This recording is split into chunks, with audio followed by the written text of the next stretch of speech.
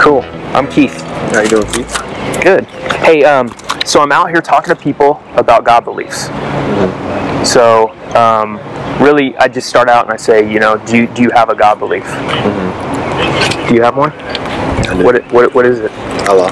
Allah. Okay.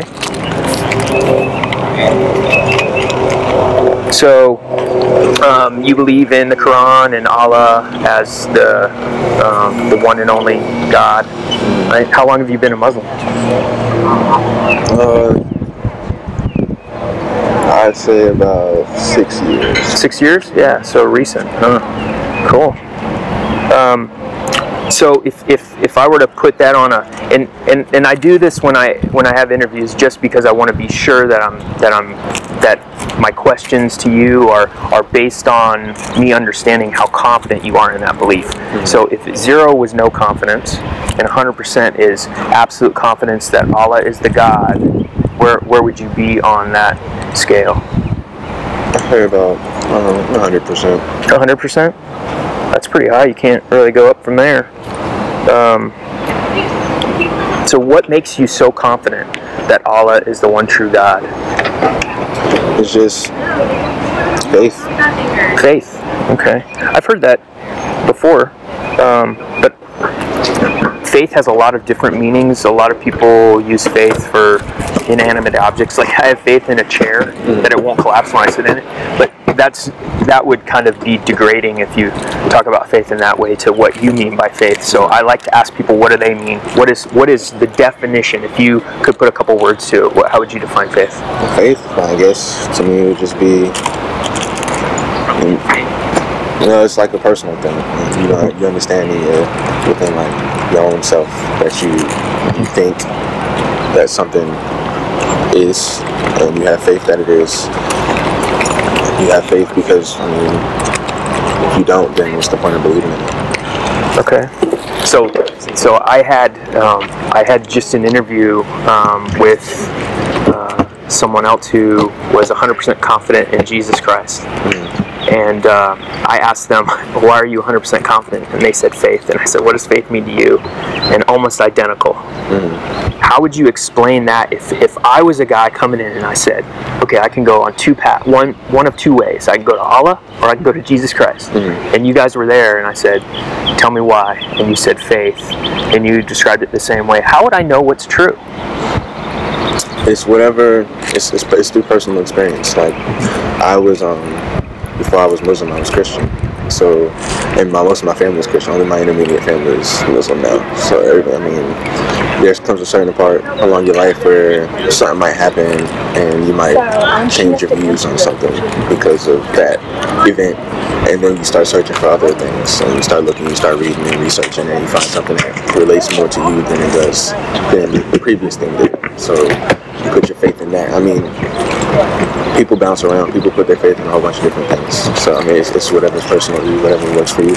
So when you put your faith in it, and you use faith, which is, like you said, believing something that is, do you need to have something demonstrated to you? Do you have to have, I don't know, like evidence?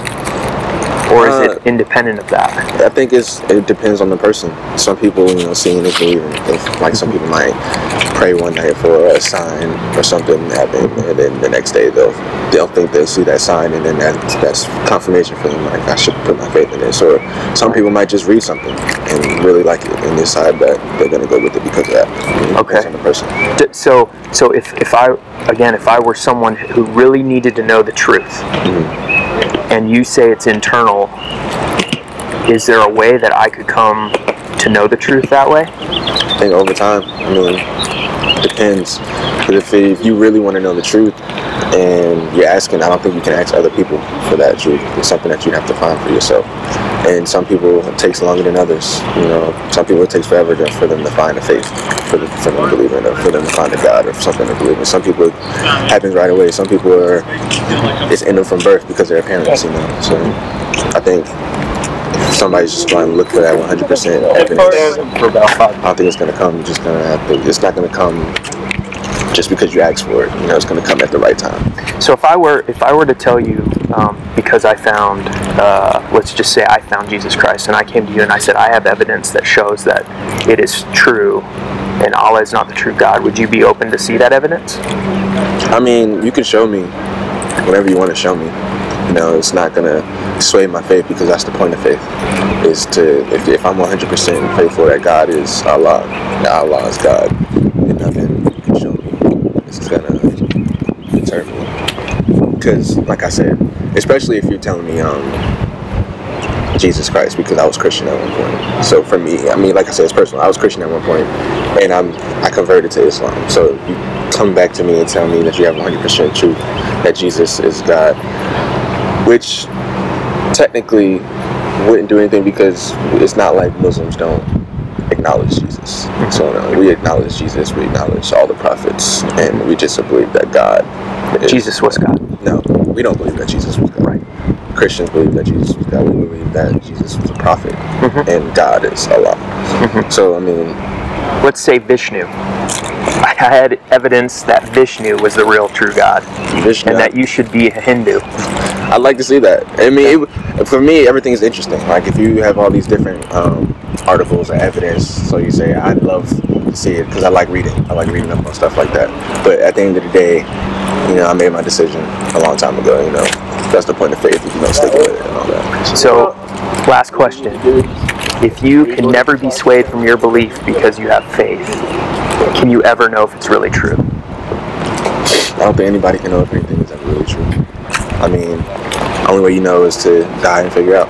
So while we're here, you make your decisions. We all have free will. We make our decisions, and we go with what we think is best for us. And when we die and go, I guess we'll see what it really is.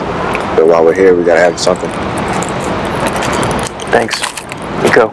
It's great. Thank you.